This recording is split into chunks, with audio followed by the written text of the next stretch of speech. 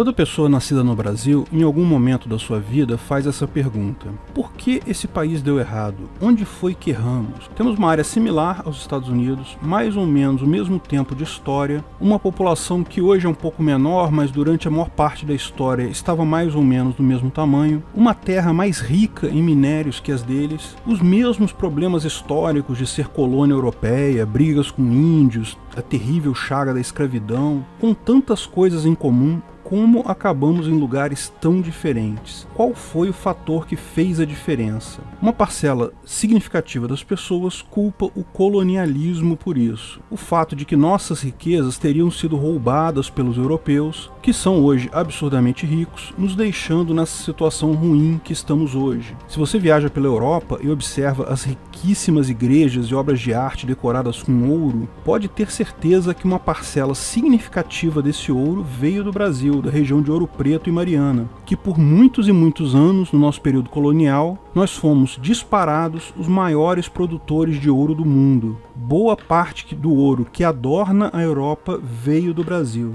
E lógico, não só ouro, também o pau-brasil, diamantes, cana-de-açúcar, a quantidade de riquezas que produzimos em nossa fase colônia e que, lógico, foi parar lá, parece realmente uma explicação bastante razoável para a nossa pobreza atual. E essa é também a razão apontada por muitos para a pobreza na África, que, da mesma forma que as Américas, foi colonizada pelos europeus por muito tempo, perdendo quase todas as suas riquezas para esses, segundo dizem. É muito tentadora realmente a visão de que as pessoas ficaram ricas porque roubaram a nossa riqueza e isso que nos tornou pobres. Mas existem uma série de problemas nessa explicação simplista. Antes de continuarmos o vídeo, aproveite para curtir e se inscrever na página. Clique no sininho para ser avisado de novos vídeos. A África é pobre por culpa do colonialismo europeu? A história do imperialismo europeu, da colonização da África, tem uma relação muito profunda com a descoberta e colonização das Américas pelos europeus. De uma forma muito resumida, a história toda começou no século V, com o fortalecimento do Império Otomano na região onde hoje é a Turquia. Os europeus se viram às voltas com grandes custos para importar bens da China e da Índia. Os portugueses então criaram as caravelas e foram os primeiros a buscar uma rota marítima para as Índias. A viagem era muito complicada, as caravelas só conseguiam viajar a poucas milhas da costa e precisavam parar de tempos em tempos para reabastecer. A África sempre foi conhecida pelos europeus por toda a história, e os habitantes da África eram reconhecidos como guerreiros ferozes e poderosos. Em mais de uma ocasião na história, africanos já haviam invadido a Europa, ou seja, era uma relação de inimigos com igual capacidade, uma paz armada. Porém, é mais fácil fazer paz com o comércio, e os portugueses foram capazes de criar entrepostos na África para isso. Sim, a colonização da África começou com os portugueses. Assim que Vasco da Gama conseguiu fazer a primeira viagem marítima para a Índia, e percebeu que isso ia gerar uma enorme riqueza comercial, Portugal começou a criar entrepostos na África, em vários pontos, na Ilha da Madeira, Cabo Verde, Guiné-Bissau, São Tomé, Angola, Moçambique. Não eram colônias ainda, num primeiro momento. Os portugueses não tinham interesse em explorar a terra ali. Eram pequenas cidades que serviam de entreposto para as caravelas pararem a caminho das Índias, ou na volta. Podiam sofrer reparos, reabastecer com comida e água, essas coisas. Como os portugueses estavam fazendo um bom dinheiro, essas cidades também eram ricas, eram mantidas por uma pequena quantidade de portugueses que, com o apoio dos líderes tribais ali da região, mantinham aquela cidade funcionando. A maior parte da mão de obra era local, mas o comando da cidade era de portugueses. Os portugueses mantinham boas relações com os líderes tribais da região, não há problema de convivência que não possa ser resolvido com o dinheiro, e o dinheiro estava fluindo forte nessa rota comercial. Essa mesma ideia criou cidades portuguesas na Índia, Goa, e na China, Macau, com uma forte influência portuguesa que tem até hoje. A Índia possui até hoje uma pequena comunidade católica, fortemente minoritária, é verdade, mas ainda bastante presente, que surgiu justamente da influência portuguesa. Todos sabem que numa dessas viagens, as caravelas de Pedro Álvares Cabral enfrentaram uma calmaria e acabaram chegando no Brasil, ou pelo menos é assim que se contam essa história. As Américas eram diferentes, a superioridade militar dos europeus em relação aos índios americanos era tão grande que não fazia sentido o clima de paz armada que eles mantinham com a África. Além disso, a mera ideia de um continente novo, totalmente inexplorado, fazia supor que existiam riquezas enormes que poderiam ser descobertas e exploradas livremente. A África, bem ou mal, já era conhecida há muito tempo, e embora não se conhecesse todas as suas riquezas na época, elas não evocavam o sonho explorador tanto quanto as Américas. O resultado disso é que enquanto as Américas eram colonizadas fortemente, exploradas com europeus buscando ouro e outras riquezas, por muito tempo a presença europeia na África se manteve apenas com algumas cidades costeiras como apoio para rotas comerciais. Como todo livre comércio que tem sucesso, logo Portugal começou a ter concorrentes. Primeiro os holandeses, depois os espanhóis, os ingleses, dinamarqueses, franceses, alemães. Vários outros países europeus criaram também as suas cidades nas costas africanas com a mesma ideia de servir como entreposto para as caravelas que faziam comércio. Além do comércio com a Índia e a China, o costume de escravidão das tribos rivais, que já era prática comum no continente africano, surgiu como uma oportunidade de negócios nessas cidades. Os europeus, em contato com os líderes tribais, perceberam logo que isso era um excelente negócio, tanto para fornecer mão de obra para as colônias, mas também para todo tipo de atividade.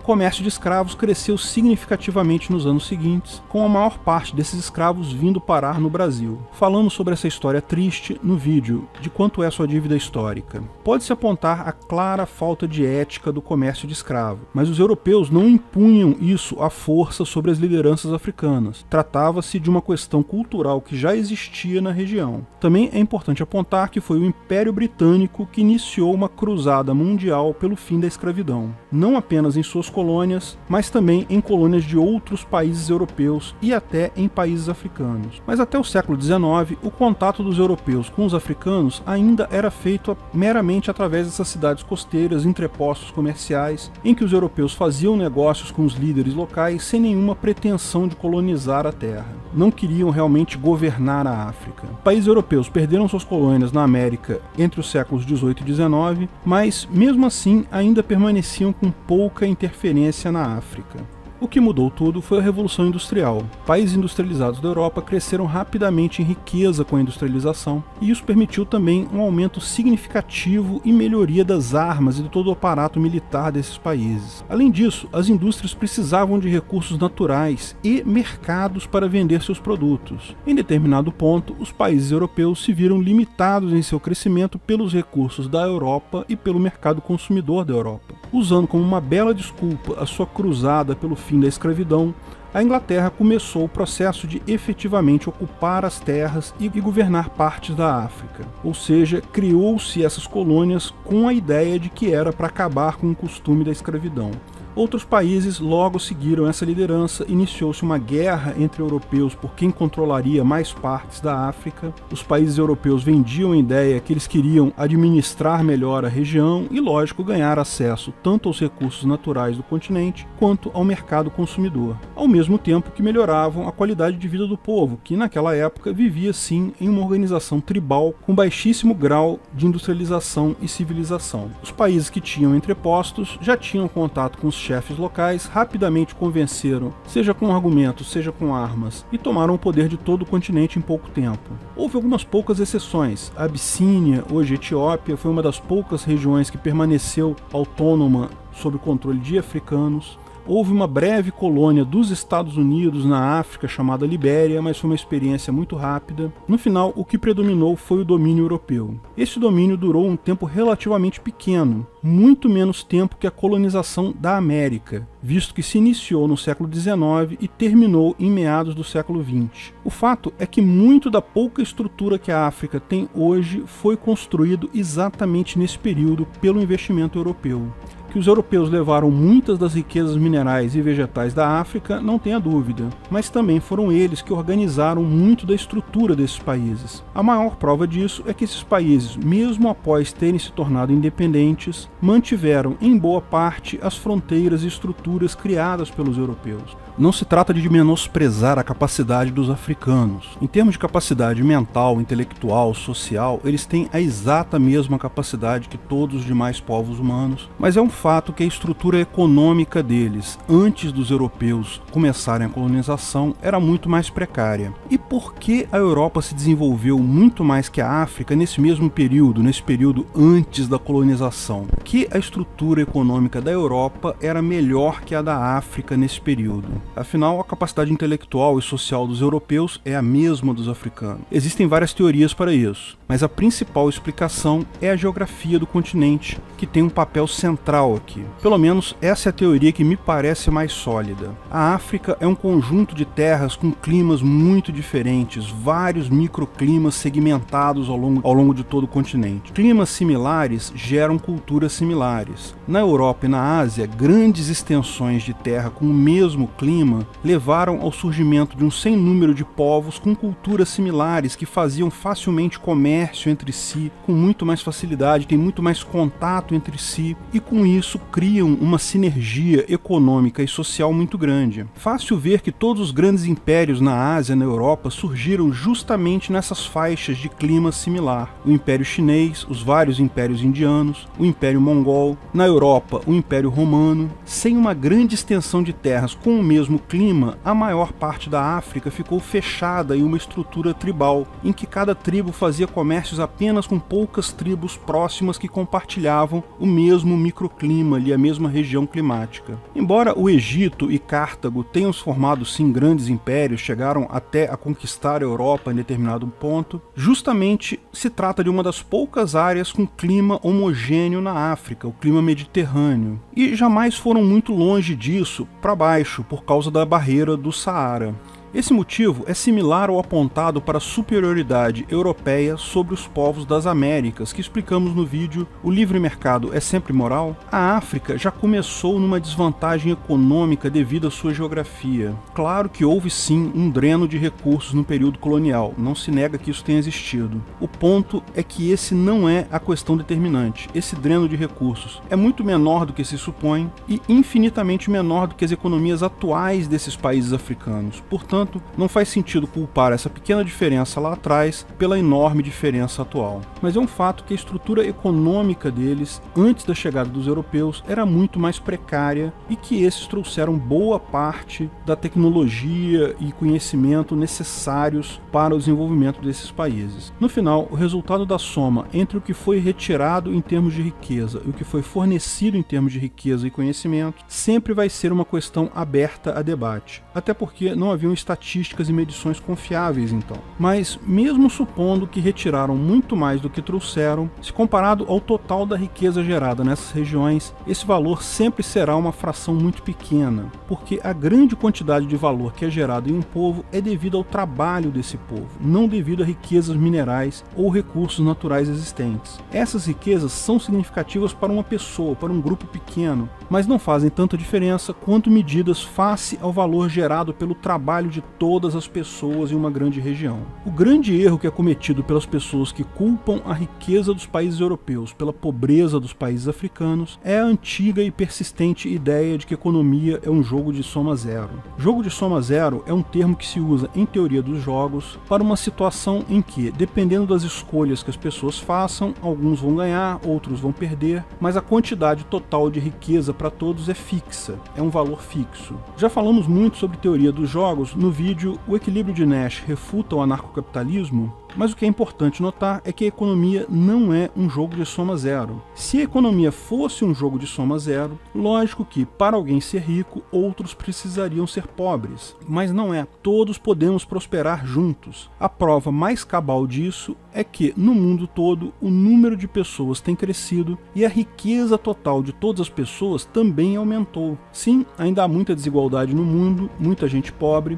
algumas pessoas estão sim em situação de miséria completa, mas a maior parcela dos pobres de hoje tem uma qualidade de vida melhor que a nobreza da Idade Média. Se a economia fosse um jogo de soma zero, mais pessoas significariam menos riquezas para todos. O que atrasa muitos países é justamente encarar a economia pela ótica errada, é achar que a economia é um jogo de soma zero. Isso faz com que as pessoas achem válido roubar coisas de quem é mais rico com a justificativa de que, se ele é rico eu sou pobre, então ele deve ter roubado de mim. Inveja e violência fatalmente matam a eficiência econômica. Recentemente, fazendeiros brancos foram expulsos da África do Sul porque supostamente a riqueza deles era roubada dos demais. Além da violência absurda gerada com essas pessoas, que eram pessoas inocentes, que haviam adquirido suas propriedades legalmente, sem uso de violência. Além da violência absurda contra essas pessoas, a economia da região toda sofreu duramente. No momento que as pessoas não têm mais segurança para investir seu trabalho em uma propriedade num desses países, vão certamente investir menos. Muitas vão embora, as que ficam vão adotar posturas conservadoras no investimento. E isso é ruim para todo mundo. Mas o principal erro que muitos desses países caíram, também motivado pela inveja, é o socialismo. A ideia marxista de que existe uma classe dominante de industriais e uma classe operária, e que a classe dos industriais explora a classe dos trabalhadores. É a mesma ideia errada do jogo de soma zero, só que usada pela classe dos políticos, esses sim verdadeiros exploradores, para manter uma parte do povo contra outra parte do povo e dessa forma controlar todos e roubar impostos de todos. O problema é que, além do objetivo normal de enriquecer a classe dos políticos, que é um objetivo que é conseguido por 100% dos governos na África, isso custa muito em termos de eficiência econômica, pelos mesmos motivos já citados acima. O que torna a África pobre é a profusão de sistemas socialistas e comunistas dentro dos países de lá. Um socialismo radical que, embora seja algo ruim até em países ricos da Europa, muitos deles estão sofrendo com esse problema também, é algo mortal para economias menores. O mesmo pode ser dito do Brasil. Ao mesmo tempo que os portugueses levaram muito do ouro daqui, fato é que poucas igrejas no mundo são tão ricas com tanto ouro quanto algumas igrejas em Ouro Preto, Salvador e outras cidades brasileiras. Também, toda a infraestrutura do país, para o bem ou para o mal, foi iniciada pelos portugueses. No final das contas, ao somar a riqueza total de um país, o trabalho das pessoas vale muito mais do que riquezas naturais. E a quantidade de riquezas naturais descobertas e exploradas depois da independência é várias ordens de magnitude maior que as pepitas de ouro levadas como imposto pelos portugueses. Pode-se ver claramente que, abandonando essa ideia errada do jogo de soma zero, o colonialismo não é o problema. Até porque existem países como os Estados Unidos e a Austrália que foram colônias exatamente como o Brasil e foram colônias por muito mais tempo que a maior parte dos países da África e conseguiram vencer na economia. Tem um padrão de vida bom hoje em dia. O problema da África, bem como o problema do Brasil, nunca foi o colonialismo. O problema é o socialismo. Obrigado por assistir nosso vídeo. Comente abaixo se tiver dúvidas ou sugestões de novos temas.